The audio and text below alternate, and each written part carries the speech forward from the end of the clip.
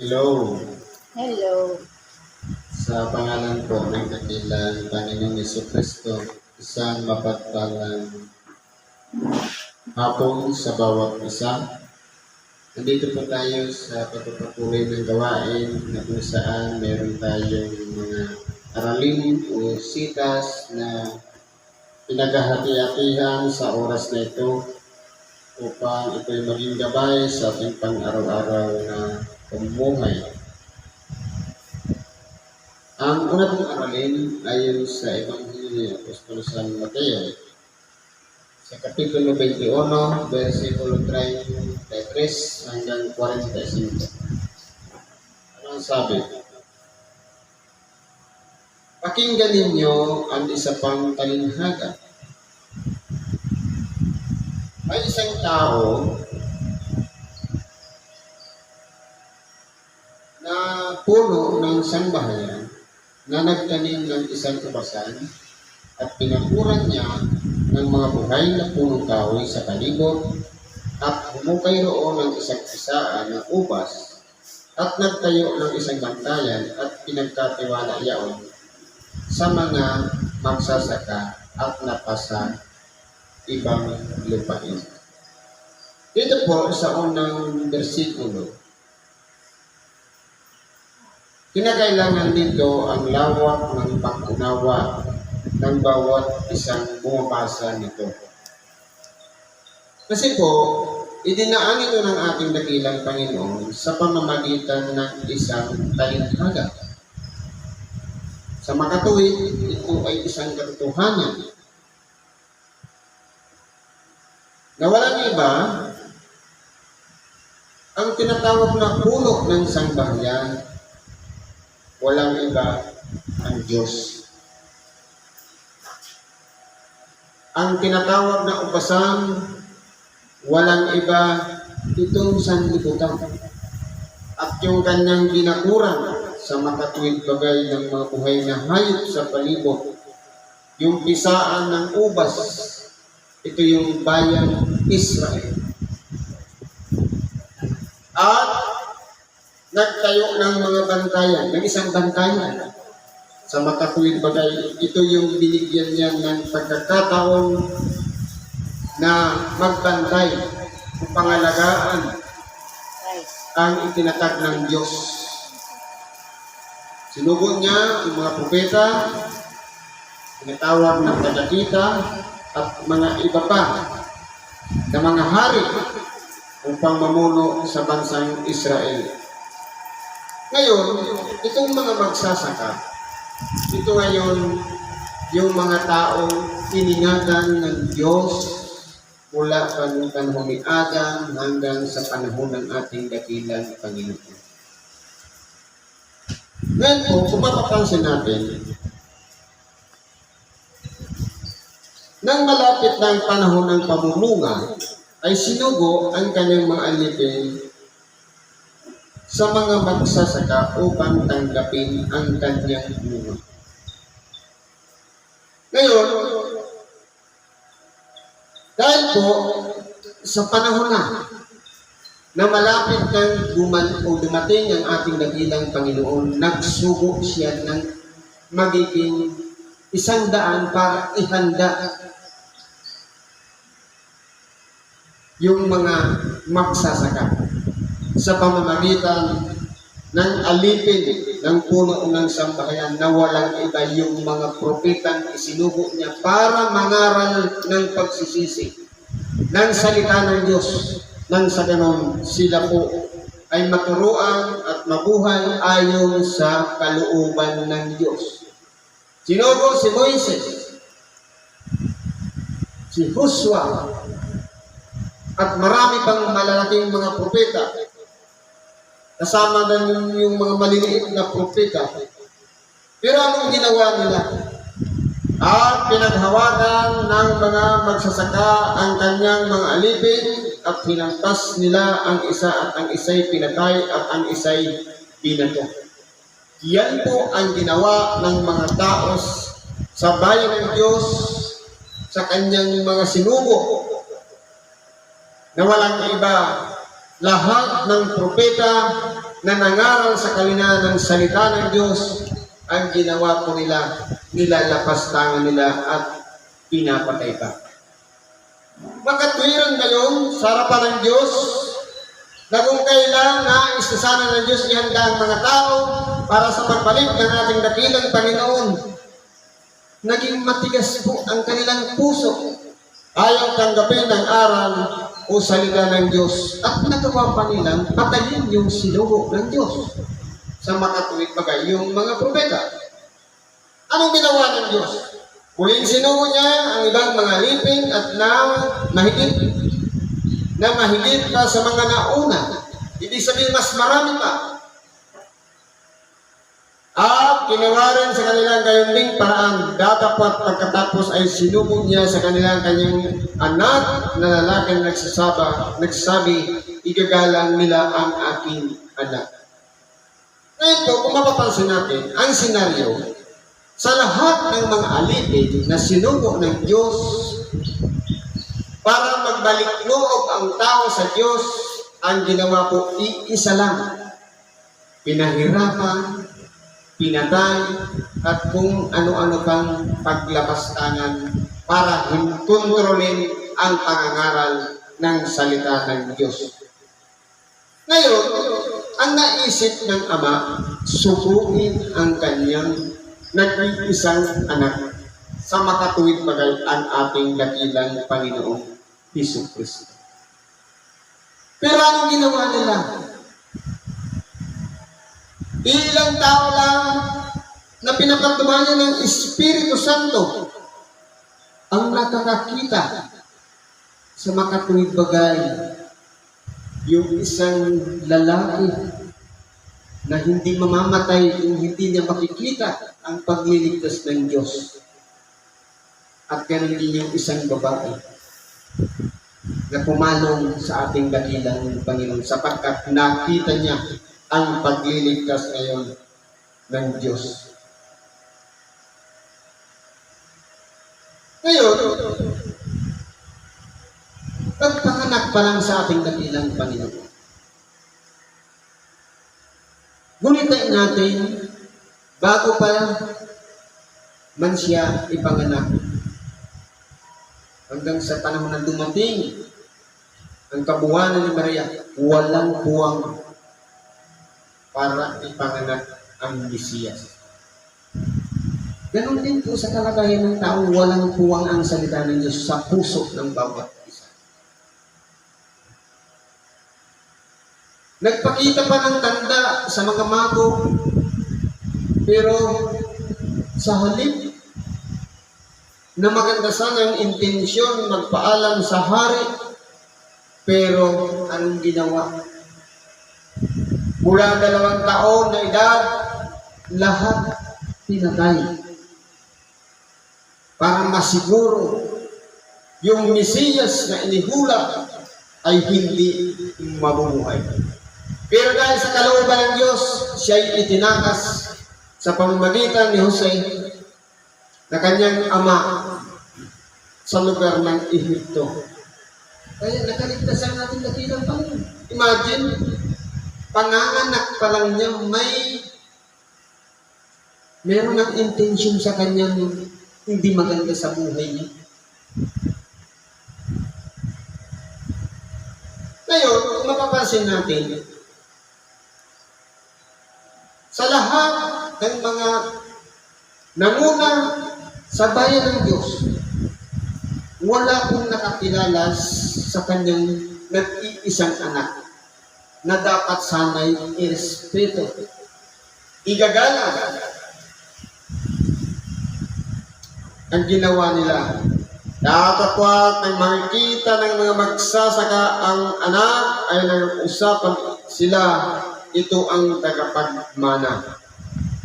Ali kayo, sa ating patayin, kunin natin ang kanyang mana. Ngayon, kung mapapansin natin, nang makita ng mga matatanda ng bayan, ganon din ng mga iskribas at mga parisiyo ang ating dakilang Panginoon.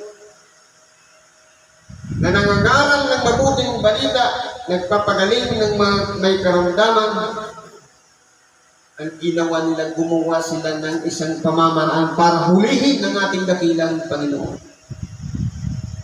Kaya nung siya'y nasa harapan ni Pilato, ang sabi ni Pilato, wala akong nasumpungang anumang kasalanan sa kanya. Hindi ko ilalagay sa aking mga kamay ang dugo ng taong ito. At napapanahon din na kinakailangan magpalaya ng isang bilanggo. Sino ang pinili ng mga magsasaka para palayain? Yung isang tao na pinagmulan ng rebellion. Pero si Jesus, wala siyang imig. Bagamat siya'y tinatawag na nag-iisang anak. Yun pala akala nila ay nagtagumpay sila sa kamatayan ni Jesus. Lingid sa kanilang kaalaman, programa ng Diyos na kinakailangan siyang mamatay. Para ano? Para ipakita sa bawat isa sa atin na mula ng hatulan ng Diyos ang mga tao dahil sa kasalanan, ang kabayaran ay kamatayan. Kinakailangan ding mamatay ang ating dakilang Panginoon at muli siyang mabuhay nang sa ganon mapagtagumpayan niya ang kamatayan. At tayo naman na nagsisitiwala sa Kanya at sumusunod sa Kanya ay pagkakalooban din ng buhay ayon sa buhay na ikinabuhay ngayon ng ating dakilang Panginoon. Sa magatuwi, yung hatol ng Diyos na hangganan ng buhay ng tao, kamatayan. Pero mayroon pang nagbukas na pag-asa. Nang sa ganon, tayong lahat, dumating man sa kapanahunan natin ng ating kamatayan, mayroon pang nakahanda at nakaabang na buhay na walang hanggan. Ibaga na napakasarap. Kaya ang ginawa nila, mapamaraan si Satanas. Pero alam ng ating dakilang Panginoon. Sabi niya, hindi bagay, kayo'y 12 at ang isa sa iyo'y diablo. Pero bakit pinagtiisan ng ating dakilang Panginoon si Judas at pinagtaruban niya rin ng kapangyarihan niya sa kupin ng mga demonyo at pantay-pantay ang bahagi niya at pagtuturo niya sa kanyang mga alagad? Sapagkat mayroong papel si Judas sa buhay ng ating dakilang Panginoon Jesus. Kasi ang mga tao noon, mga lalaki, magkakamukha lang. Ang tanging nakakilala lang sa ating dakilang Panginoon, yung malapit sa Kanya, sa makatuwid, yung pinagkakatiwalaan niyang may tangan-tangan ng salapi, si Judas Iscariote, na siyang humalik sa ating dakilang Panginoon at ipinagbili ang ating dakilang Panginoon sa halagang 30 pirasong pilak. Kaya ang nangyari, nahuli ngayon ang ating dakilang Panginoon. Akala nila nagtagumpay na sila sa kanilang ginawang pamamaraan para partangan ng nag-iisang tagapagmana sa makatuwid ang ating dakilang Panginoon. Pero nagkakamali sila dahil programa pala ng Diyos na kinakailangan mamatay ang tinatawag na Mesiyas.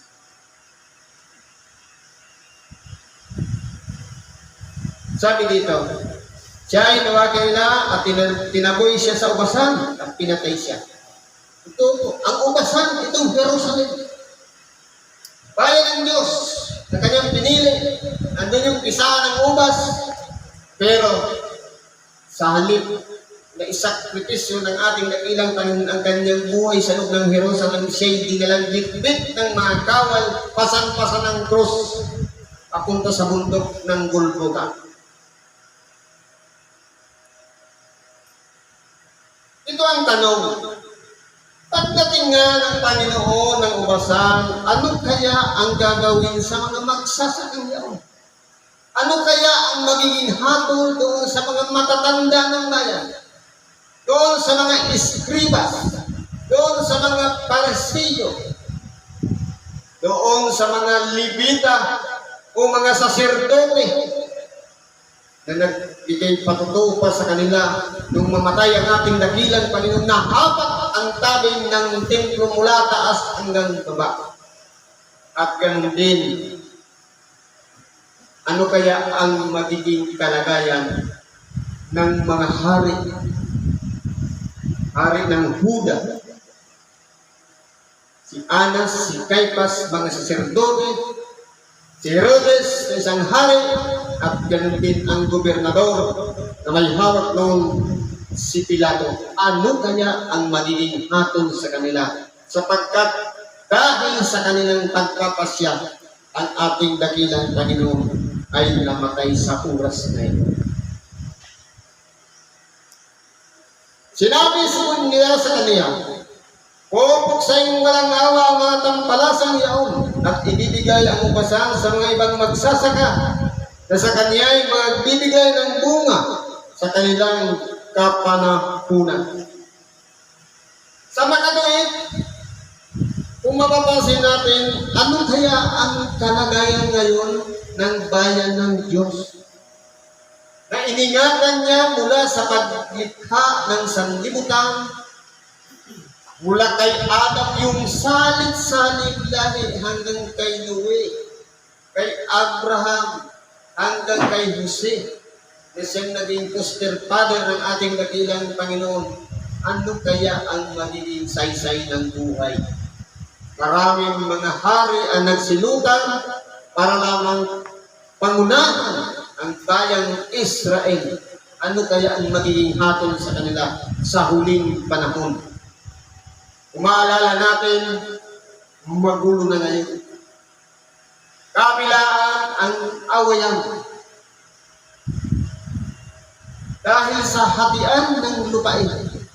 At ganun din ang nagliliparan ngayon ng mga misay na kung saan dahil sa hindi pagkakasundo ang nangyayari po, sila mismo ay nag-aaway-away. Ganun ang sabi ng Diyos. Sabi sa banal na kasulatan, sinabi sa kanila ni Isos, kailan bagang ninyo nabasa sa mga kasulatan ang batong itinakwil ng nagtatayo ng mga gusali ang siya rin ginawang pangulo sa panulo? Ito po, ang ating dakilang Panginoon, hindi naging priority para sa kanila. Siya ay itinakwil, dinala sa labas ng ubasan sa makatuwid bagay sa bayan ng Diyos. Pero dahil sa kalooban ng Diyos at meron siyang tungkulin na walang iba tubusin ang sangkatauhan sa kanilang mga kasalanan, siya po ang naging patos sa panulong o tinatawag na cornerstone. Naging isang pundasyon na doon natin ipinapatong ang tibay ng ating pananampalataya sa pamamagitan ng patong yaon na pinakapundasyon ang ating dakilang Panginoon. Ito'y mula sa Panginoon at ito'y nagilagilalas sa harap ng ating mga mata. Kaya nga, sinasabi ko sa inyo, aalisin sa inyo ang kaharian ng Diyos at ibibigay sa isang bansang nagkakabunga. Sa makatuwid, pinatulan ngayon ng Diyos ang bayang Israel sapagkat nung umakyat ng ating dakilang Panginoon, naputol na rin lahat ng kaugnayan nila sa Diyos. Nawala na yung pagsusunog ng mga buhay na hayop, ng kamangyan, at ganoon din yung sambahan.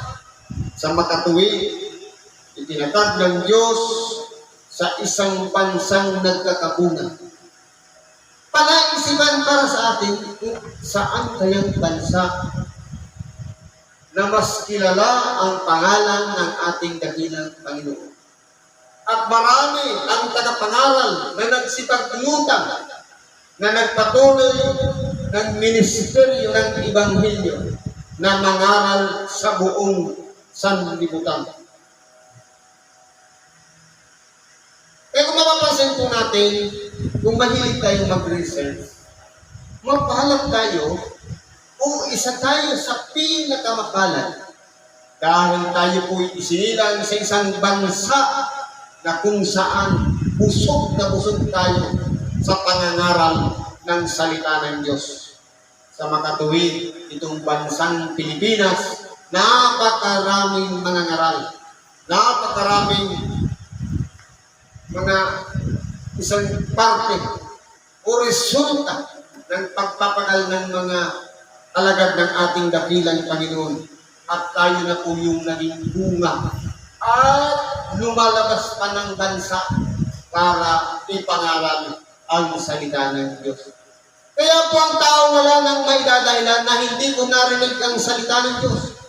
Sapagkat iba-ibang pamamaraan ang ginagawa ng Diyos para ihatid ang salita ng Diyos makarating lang sa pandinig ng bawat tao. Una, merong mga simbahan. Nung nauso ang online, sa simbahan pa lang, may mga gathering yan. May visitation pa. Magpapakilala mo yan sa Diyos. At nung nag-spread o naglumawak ang sakot ng Ebanghelyo, at ngayon, via online, hindi man natin, kumbaga, sa kalooban natin, ayaw natin. Pero pwede natin gawin mangaral ng simple. Araw-araw ka lang mag-post na entry ng isang verse. Pangangaral na po yun. Kukuha tayo nga, ito, yan, yung mga nakapaskil na yan, ilalagay natin isang message doon sa isang pang-daily natin na ilalagay natin sa FB. TikTok. Napakarami ng mga magagaling na tagapangaral.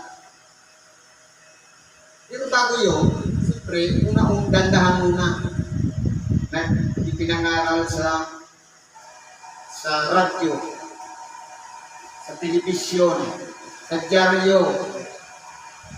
At ngayon, dati sa mga dyaryo, mga kulong lang. Ngayon, active na online, ipinangangaral na. Mapa-YouTube man, FB page, kung ano pa man. Kaya wala nang imposible na hindi tayo makakarinig ng salita ng isang click lang, makapagsisimba na tayo. Sa makatuwid, yan po ang kalooban ng Diyos. Ito ang nakakatakot. At ang mahulog sa ibabaw ng batong ito ay madudurog, datapwat sino man kanyang malagpakan ay pangangalating gaya ng alabok. Sa makatuwid, kinakailangan nating isuko ang ating mga sarili sa batong ito. Na walang iba, isuko natin ang ating buhay para sa Kanya. Itapin natin siyang pumasok sa ating mga puso nang sa ganon magkaroon tayo ng isang pagkakataon na na-experience ng lamang natin ang presensya ng isang lingkod ng Diyos na sumusunod sa Kanya. Ngayon, sabi dito, at nang marinig ng mga pangulong saserdote at ng mga pariseo ang kanyang mga kalinghagay kanila ng paghalata na sila ay kanyang pinagsasalita. Totoo po, kasi sila yung mga magsasaka. Sila yung mga nagpapakunwaring lingkod ng Diyos, pero sa kaloob-looban nila, wala po silang ibang hangad, kundi ang papurihan ang kanilang sarili at ang kanilang mga mapagpaimbabaw na mga gawa. Bakit po naging mapagpaimbabaw? Sapagkat sila po, pagkahahaba ng kanilang mga kasuotan, meron pang mga tinatawag na pilakterya, may mga palawit, na parang ang sabi nga ng ating dakilan, para silang libingang pinaputi na sa loob ay punong-puno ng kabulukan. Ganyan po ang mga iskribas at mga pariseo, pati mga pangulong saserdote. Imagine, pare na mismo, tinatamaan ng pangangaral o sa pamamagitan ng talinhaga ng ating dakilan. Ibig sabihin, kaya sila nasasaktan dahil sila po yung mga magsasakang pinagkatiwalaan. Siguro po, nandito na lang kayo ibahagi natin sa oras nito. Salamat sa Diyos at ano man ang ating kalingan. Ipagkatiwala natin yung nasa Diyos sa ngalan ni Kristo Jesus. Isang mapagpalang hapon sa bawat isa.